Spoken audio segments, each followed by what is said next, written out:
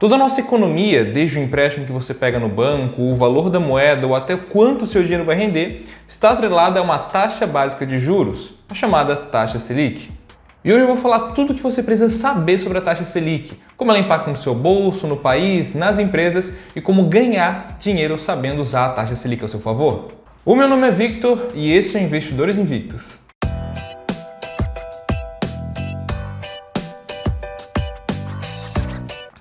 E antes de começar esse vídeo, se você quer dar uma pirueta de 360 graus na sua vida financeira, eu peço que você já deixe o like nesse vídeo, se inscreve no canal, ativa o sininho para ativar as notificações e você ficar ligado sempre que tem vídeo novo. Já se inscreveu? Então bora pro vídeo. Sistema Especial de Liquidação e Custódia, ou Selic para os mais íntimos, é um sistema onde você consegue negociar títulos públicos federais. Calma, eu sei que começou difícil, mas eu vou te explicar. Basicamente é o sistema onde as pessoas conseguem emprestar dinheiro para o governo em troca de juros. E por que isso afeta a economia como um todo?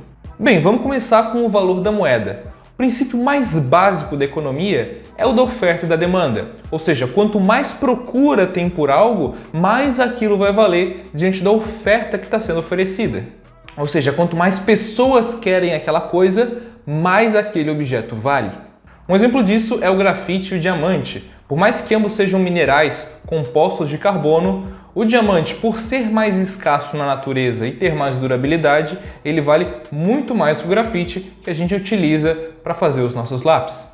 Então são duas forças, a escassez de algo na oferta e a procura através da demanda. E da mesma forma, uma moeda com muita oferta no mercado acaba se desvalorizando em relação às outras. Por quê? Porque se você acaba imprimindo muito dinheiro, por exemplo, você vai ter muito dinheiro em circulação para poucas pessoas querendo aquela moeda. Consequentemente, ela acaba valendo menos. Ao contrário, uma moeda com muita procura internacional, seja pela estabilidade econômica de um país ou outros fatores, faz com que aquela moeda se valorize. O peso argentino é um exemplo muito claro disso, inclusive recente, de uma moeda que sofreu alta impressão de dinheiro e acabou se desvalorizando demais, sendo aí agora em 2022 a segunda moeda que mais se desvalorizou esse ano. Inclusive, falando sobre a crise na Argentina, você pode acessar aqui no card o vídeo que eu falei sobre a crise. Outro exemplo é o dólar, que também sofreu muita impressão por conta da pandemia. 30% de todos os dólares em circulação foram impressos durante a pandemia. Porém, a oferta, mesmo tendo aumentado, também aumentou a demanda, estabilizando assim o preço do dólar frente às outras moedas, uma vez que as pessoas acreditavam no dólar como uma moeda firme e foram comprar dólar, mantendo a moeda com mais estabilidade. Tá, Vitor, mas se você está falando que para a nossa moeda se valorizar, ela precisa ter mais demanda, como que a gente faz para a nossa moeda ser mais desejada? Bem, como eu disse antes, a Selic é um sistema de negociação com o governo. E nessa negociação, o Estado te oferece uma taxa de juros em troca do dinheiro investido nela. Essa taxa a gente vai chamar de taxa Selic. E é através da taxa Selic que o Brasil consegue oferecer juros atrativos para os outros países colocarem seu dinheiro no Brasil, aumentando assim o desejo pela nossa moeda. Hoje a nossa taxa Selic está em 3,75%, que é considerado um patamar muito alto e muito atrativo, o que ajuda a valorizar a nossa moeda e também controlar a inflação.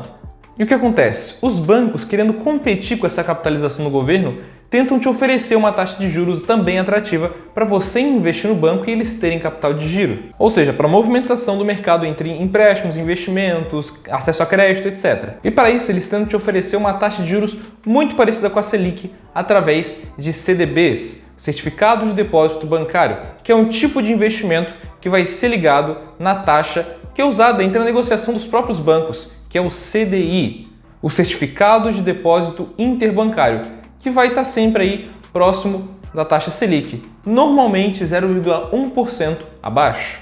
Mas então, a gente descobriu o problema da economia, Victor, a gente aumenta a taxa Selic, as pessoas começam a comprar real, a nossa moeda se valoriza, os nossos investimentos crescem, aí fica tudo muito bom. Bem, não é assim. Bem, acontece que para os bancos ofertarem essa taxa para quem está investido, esse dinheiro tem que vir de algum lugar. Ele vai vir justamente das pessoas que pegam o dinheiro emprestado com o banco. Por isso, a mesma taxa de juros que eles vão te oferecer de retorno vai ser usada como parâmetro para os empréstimos que eles vão oferecer às pessoas. Desse jeito, estar num período de juros muito alto faz com que o acesso a crédito fique mais caro. Então fazer um empréstimo, um financiamento, comprar uma casa, comprar um carro, desenvolver uma empresa, contratar pessoas, tudo isso acaba ficando muito mais caro e difícil, tanto para as pessoas quanto para as empresas. Isso causa uma desaceleração na economia. As empresas de varejo de construção civil são um dos maiores exemplos de empresas que sofrem com esse consumo cíclico, lucrando muito com juros baixos, uma vez que as pessoas estão estimuladas a consumir mais e acabam perdendo dinheiro com juros mais altos, porque as pessoas começam a segurar o próprio dinheiro e não gastar. E desse jeito a Selic não pode ser nem muito alta e nem muito baixa. Se muito alta, a economia fica lenta e o país deixa de produzir e se desenvolver. E se muito baixa, estimula o consumo de forma artificial. Então aumenta a demanda pelos produtos e a gente não consegue produzir o suficiente, causando aí inflação por não ter os produtos disponíveis para todo mundo. Exemplos aí de taxa muito alta ou muito baixa a gente tem de monte na história do Brasil. A gente teve aí 14% de taxa Selic com uma economia travada, a gente teve juros artificialmente baixados no começo da pandemia para estimular também o consumo e movimentar a economia, mas que fez com que a nossa moeda se desvalorizasse demais. Por isso a taxa Selic é alterada constantemente para se adequar nas circunstâncias atuais da economia e trazer cada vez mais o melhor resultado. Ela é determinada a cada 45 dias pelo Copom, um comitê pertencente ao Banco Central, que vai tentar adequar a taxa Selic para enfrentar a meta da inflação, que é determinada pelo CMN, o Conselho Monetário Nacional. Mas sabendo como é que ela afeta num cenário macroeconômico, como é que a gente consegue usar essa taxa Selic para ganhar mais dinheiro de fato, tanto na alta quanto na baixa? Bem, para pessoas físicas como eu e você, a gente pode investir através do Tesouro Direto, que é o sistema de investimentos do governo.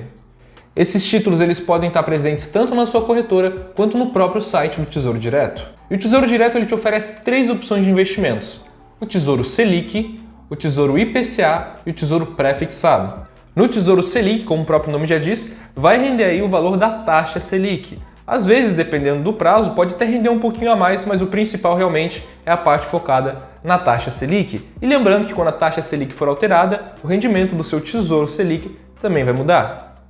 Pegando aqui o exemplo da Selic 2025, nós temos um rendimento anual de Selic mais 0,07%. Outra modalidade do Tesouro Direto é o Tesouro Pré-fixado, esse que vai te entregar exatamente a taxa que ele está propondo. Então, se ele te oferecer, por exemplo, 12% ao ano no pré-fixado, você sabe que ao final de um ano vai ter rendido aí 12%.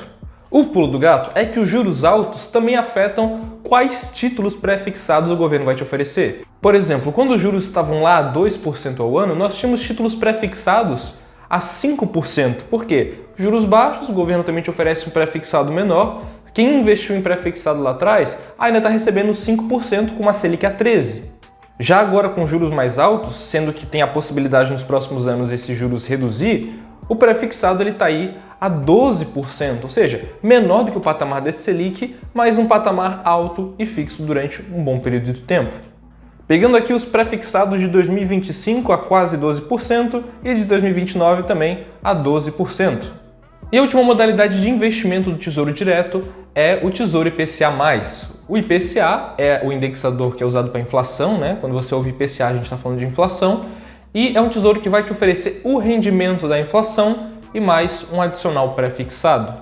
Então a gente tem aí o Tesouro IPCA 2026, que vai render aí o valor da inflação no período, mais 5,8% ao ano, ou seja, sempre vai ficar um rendimento acima da inflação. O seu dinheiro não vai perder poder de compra e ainda vai ter uma rentabilidade positiva. Também, a juros altos acabam oferecendo uma quantia pré-fixada maior no Tesouro IPCA. E quanto à segurança desses investimentos, você não precisa se preocupar, porque todos os títulos do Tesouro Direto contam com a garantia do Tesouro Nacional. Ou seja, a única forma do governo não te pagar é o governo falindo, o governo não vai falir. Para ter uma noção, para o governo falir, todas as empresas do Brasil, inclusive você, tem que falir primeiro. Então aí está uma segurança total para você fazer um bom investimento de renda fixa. E se eu pude te ajudar com esse vídeo, se você gostou, eu peço que você deixe o botão do like, se inscreve no canal, tá certo? Porque quem não é inscrito perde dinheiro. Ativa o sininho para notificações, não esquece de seguir a gente nas redes sociais, @investidoresinvictos no Instagram, para ter um contato mais direto com a gente. É isso aí, eu espero ter te ajudado, eu te desejo muito sucesso e até o próximo vídeo.